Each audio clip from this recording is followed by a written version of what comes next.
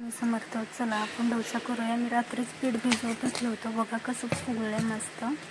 आता चांगलं स्मॅच करून घेऊन याच्यात साखर आणि मीठ टाकून घेऊया. साखर टाकलं तर असं क्रिस्पी होतात डोसे. छान मॅश करून बाजूला ठेवूया. आता बटाट्याच्या भाजीचं साहित्य बघा काय काय घेतलं आहे मी. बटाट्याची भाजी करूया. कढई इथं ठेवली, तेल तापले, जिरे मोहरी टाकलं आहे. त्यामध्ये मिरची टाकून घ्या, कढीपत्ता, छान असं हलवून घेऊन त्यात कांदा टाका. त्याला मस्त असं परतून घेऊया 5 ते 7 मिनिटपर्यंत. छान झालं त्यात थोडी कोथिंबीर घालूया. अद्रक लसूण पेस्ट घाला. छान असं हलवून घेऊया 2 मिनिटासाठी. त्याच्यात हळद, धने पावडर, गरम मसाला आणि शक्यतो पावभाजी मसाला घाला, कारण खूप छान लागते पावभाजी मसाला घातल्यास भाजी. आणि त्यातच बटाट्याचे जे आपण बारीक तुकडे केले ते घालून घेऊया. छान असं हलवून घेऊया चांगलं असं. आणि त्याला स्मॅच करून घेऊया आपण स्मॅचरनं. असं बारीक होतात डोशासोबत खायला मस्त लागतात ते. स्मॅचरनं मी मस्त बारीक करून घेतले आहेत.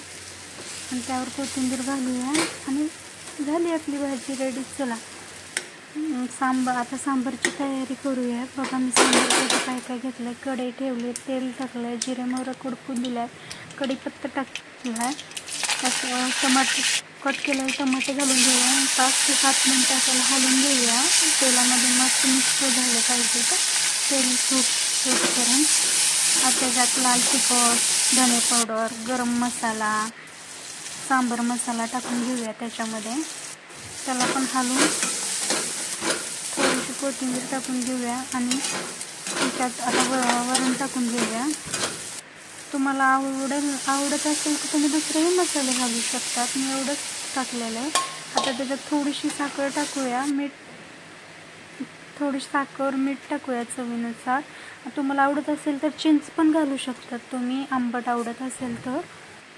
चला 2-3 उकळ्या फोडून घेऊया त्याला छान. चला रेडी आहे आपलं सांबार. चला डोसा करूया. बघा मी डोशासाठी तवा ठेवला आहे, गरम झाला आहे, तेल लावून घेतलं आहे. डोशाचा बॅटर केलेलं पीठ बघा किती मस्त डोसे झाले आहेत.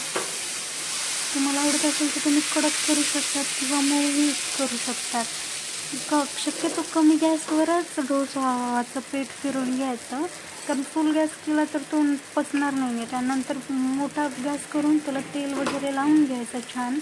आणि त्याला 2 मिनटासाठी तसंच ठेवायचं. ते बघा किती छान निघलं आहे माझा डोसा. असं करपून काढायची गरजसुद्धा नाही आहे. Thank you so much. आवडला तर नक्की सबस्क्राईब करा आणि कमेंट करून सांगा. थँक्यू. या डोसे खायला.